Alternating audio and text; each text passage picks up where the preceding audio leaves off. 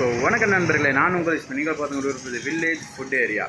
இன்னைக்கு என்ன வீடியோன்னு பார்த்தோம்னா, போன தடவை வந்து நன்றி மசாலா கடை ஓப்பனிங் வீடியோவும் அதை தொடர்ந்து பிரியாணி வீடியோவும் பண்ணியிருந்தோம். ஸோ அதை இன்னொரு சைடிஷ் நம்ம பண்ணியிருந்தோம். அது என்னென்னு பார்த்தோம்னா, நல்ல பல்கான பிரெட் அல்வா நம்ம பண்ணியிருந்தோம். ஸோ அதோடைய வீடியோ தான் நம்ம இன்றைக்கி பார்க்க போகிறோம். ஸோ வீடியோ ஸ்கிப் பண்ண பாருங்கள், வாங்க வீடியோ போகலாம்.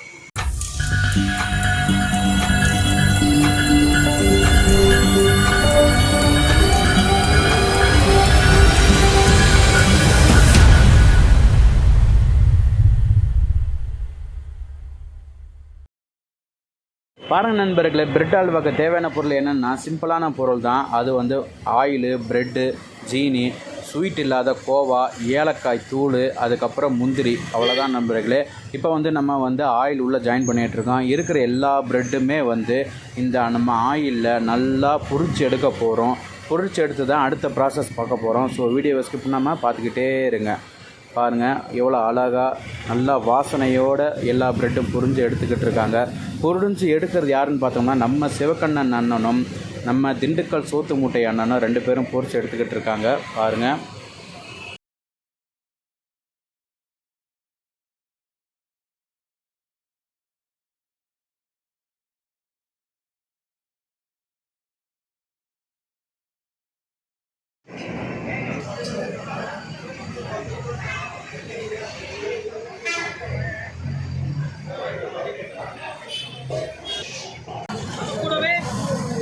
தேவையான அளவு சர்க்கரை, ப்ரெட் இருக்கு இல்லையா, ஒரு ப்ரெட் 4 கிலோ அளவு சர்க்கரை, 50 கிராம் கோவா,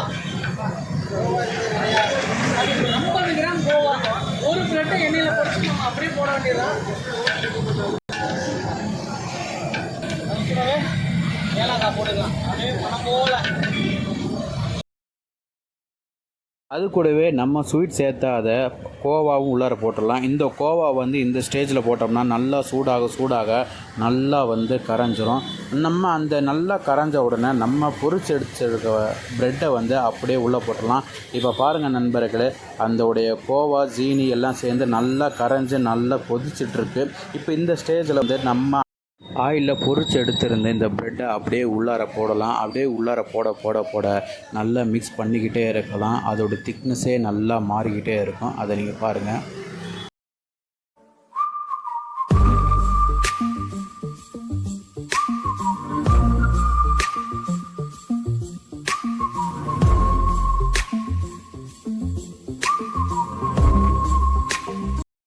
இப்போ வந்து நம்ம பிரெட் அல்வாவுக்கு தகுந்த மாதிரி தேவையான அளவு பால் ஊற்றிக்கலாம்.